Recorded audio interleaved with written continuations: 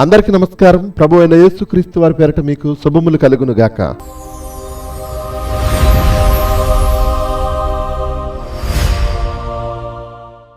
మతోన్మాదం తలకెక్కిన ఏ ఒక్కడి నోట నుండి మంచి మాటలు రావు.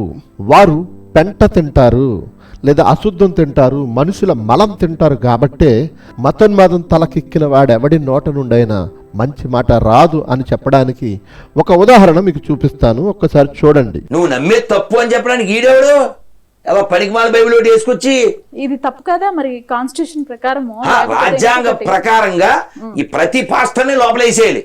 ఎందుకని? నా నమ్మకాన్ని వాడు విమర్శిస్తున్నాడు, వ్యతిరేకిస్తున్నాడు, అవహేళన చేస్తున్నాడు. మరి నువ్వు చేసేదేంటిరా సన్నాసి? నువ్వు చేసేదేంటి? ఏ సేవకుడు నీ నమ్మకాన్ని తప్పుపట్టలేదు. నీవు నా నమ్మకం జోలికి వచ్చావు గనక అవరే నీ నమ్మకంలో ఉన్నది ఏంట్రా చూసుకోరా, నీది నువ్వు కడుక్కోరా అని సమాధానం ఇచ్చే క్రమంలో ఈ 8 సంవత్సరాలుగా చాలామంది సేవకులుగా మేము పోరాడుతున్నాం. ఈరోజు ఈ భారతదేశంలో క్రైస్తవ్యాన్ని స్వీకరించింది ఎవరు?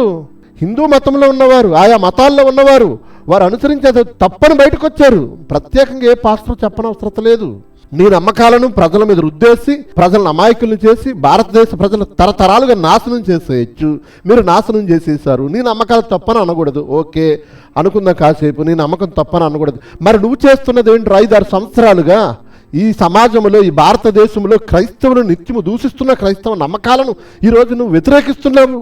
నిన్నేం చేయాలరా? రాజ్యాంగ ప్రకారంగా ఉరి తీసేయాలరా, నిన్ను ఉరి తీసేయాలరా సన్నాసి. ఎప్పుడు పాస్టర్కి బడి ఎడుతాడు, క్రైస్తవులకు బడి ఎడుతాడు, బైబిల్కి బడి ఎడుతాడు. పనికి మాలిన పుస్తకం బైబిల్ అంటున్నావు కదా, అరే నువ్వు నమ్మిన గ్రంథాలు నేను అదే మాట అంటే నీకు ఎలా ఉంటుందో చెప్పరా? నువ్వు నన్ను అంటున్నావు కదా, నా బైబిల్ని పనికి మాలిన బైబిల్ అంటున్నావు కదా, నువ్వు నమ్మిన గ్రంథాలను కూడా నేను అదే మాట అంటే ఎద్దులా పెరిగావు దొన్నపోతా. ఆ గుండెలో గుజ్జుందరా? మానవత్వం ఉందా? నైతిక విలువలు ఉన్నాయా? అది నోరా మరుగు దొడ్డ, నోటి నిండా బూతులు, పెంట, ఆ మనుషుల మలం తప్ప ఏముందిరా నోట్లో? ఏముంది? ఒకవేళ ఏ క్రైస్తవుడైనా సరే విగ్రహారాధన తప్ప అని అన్నాడు అనుకుందాం, నువ్వేం చేస్తున్నావురా? గడ్డి తింటున్నావా అని అడగరా నువ్వు? నీకు అలా అడిగే రైట్ ఉంది కదా, అడుగు. అసలు విగ్రహారాధన తప్పు అని బైబిల్ కాదురా చెప్పింది. నువ్వు నమ్మిన నీ ప్రామాణిక గ్రంథాలు, నీ మూల గ్రంథాలు, వేదాలు చెప్పారా బాడుకో. నీకు తెలుసా వేదాల గురించి? రామాయణం తెలీదు, భారతం తెలీదు, భాగవతం తెలీదు, వేదాలు తెలియవు. బ్రతక నేర్చి 4 మాటలు మాట్లాడుతూ 4 పద్యాలు చెబుతూ అడుక్కు తింటూ ఊరూరు తిరుగుతున్నావు. నీ గ్రంథాలు ఏం తెలుస్తాయిరా? విగ్రహారాధన తప్పని బైబిల్ దాకా ఎందుకు? నీవు నమ్మిన నీ వైదిక మతంలో ఉన్న వేదాలే చెప్పాయి. తెలుసా నీకు? వేదాలే చెప్పాయి. చూడండి, దర్శనోపనిషత్తు 4వ ఖండం 5వ శ్లోకం.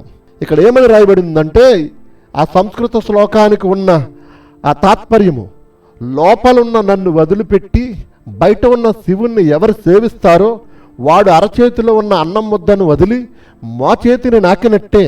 నిజమైన యోగులు నిత్యం తమలో ఉన్న శివుణ్ణి ఉపాసిస్తుంటారు కానీ బయట ఉన్న శివుడి విగ్రహాన్ని కాదు.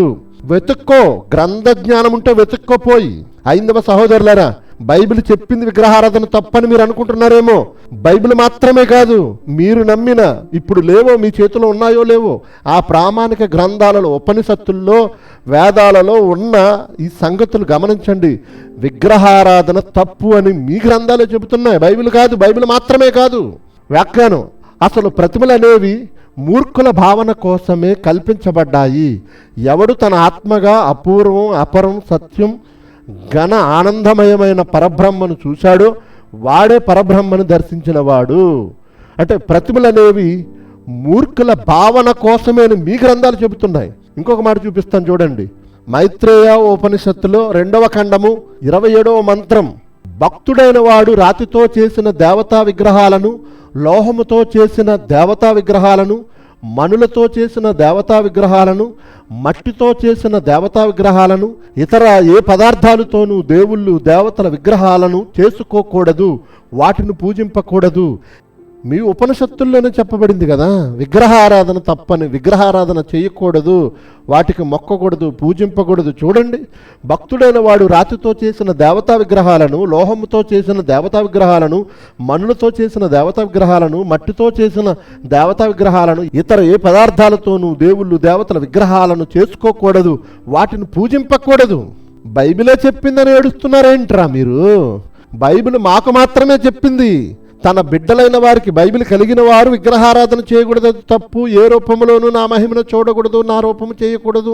పైన ఆకాశం అందు కానీ, క్రింద భూమి అందు కానీ, భూమి క్రింద దేని అందు కానీ రూపము చేసుకోకూడదని మాకు మాత్రమే చెప్పింది బైబిల్. కానీ మీ గ్రంథాలు విగ్రహారాధన చేస్తున్న మీకు చెబుతున్నాయి. చూడండి, ఇప్పుడు మీ గ్రంథాలను అనుసరించేవారైతే విగ్రహారాధన మానండి. ఇప్పుడు చెప్పండి, ఈ మైత్రేయోపనిషత్తు కానీ లేదా ఈ దర్శనోపనిషత్తు కానీ రాజ్యాంగ ప్రకారం ఇప్పుడు మాట్లాడమ్మా, యాంకరమ్మ ఇప్పుడు మాట్లాడు తల్లి. ఇది తప్పు కదా మరి కాన్స్టిట్యూషన్ ప్రకారము? రాజ్యాంగ ప్రకారంగా ఈ ప్రతి పాస్టర్ని లోపలేసేయాలి. ఏం చేయాలట? రాజ్యాంగ ప్రకారం జైల్లో వేసేయాలట. అరే మరి మీ వేదాలు, మీ ఉపనిషత్తులు ఏం చెబుతున్నాయి? విగ్రహారాధన తప్పంటున్నాయిగా. ఇంకో మాట ఇదిగోండి, ఈశావాసో ఉపనిషత్తట 12వ మంత్రము తాత్పర్యము, ఎవరైతే ఈ ప్రకృతిని పూజిస్తున్నారో వారు గాఢమైన అంధకారంలోనికి ప్రవేశిస్తారు. అలాగే హిరణ్య గర్భుని పూజించేవారు అంతకంటే మించిన కటికి చీకటిలోనికి ప్రవేశిస్తారు. అంటే నరకంలోకి పోతారు. విగ్రహారాధన చేస్తే నరకానికి పోతారని ఈ ఉపనిషత్తు చెబుతుంది, తెలుసా? ఇంకో మాట చూద్దాం. యజుర్వేదం, వేదాలు చూడండి. యజుర్వేదం 40వ అధ్యాయం 9వ మంత్రం, అసంభూతి అంటే అనుత్పన్నం, అనాది ప్రకృతికి కారణుడైన పరబ్రహ్మ స్థానంలో అన్య పదార్థాలను పూజించువారు అంధకారం అంటే అజ్ఞానమయమైన దుఃఖసాగరంలో మునుగుతారు, ఘోరమైన నరకంలో పడతారు.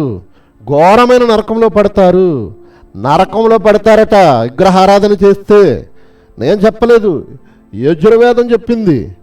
సంభూతి అంటే కారణం ద్వారా ఉత్పన్నమైన కార్యరూపమైన పంచభూతాలు, రాళ్ళు, వృక్షాలు, అవయవాలు గల మనుష్యాది శరీరాలను పరబ్రహ్మ స్థానములో పూజించేవారు అంధకారం కంటే మహాంధకారములో పడతారు. అంటే మహామూర్ఖులై చిరకాలము దుఃఖరూప ఘోర నరకములో మహాదుఃఖాన్ని అనుభవిస్తారు. ఎవరు చెప్పారండి విగ్రహారాధన తప్పు అని? విగ్రహారాధన చేసేవాడు, విగ్రహ రూపకమైన దేవుళ్ళను పూజించేవాడు ఘోర నరకంలో పడతారని యజుర్వేదం 40వ అధ్యాయం 9వ మంత్రంలో చెబుతుంటే, విగ్రహారాధన తప్పని బైబిల్ చెప్పిందని బైబిల్కు పడి క్రైస్తవులకు పడి ఎడుతారేంట్రా? మతోన్మాదులారా! ఒరే సన్నాసి రాధామోహన్ రావు, నీ గ్రంథాల కోసం ఏమైనా తెలుసురా నీకు? నిన్నేదో సన్యాసి అని గౌరవిస్తున్న సమాజం దృష్టిలో కనీసం ఆ సమాజం గౌరవించడానికైనా సరే నీ నోట మంచి మాట రావాలిరా.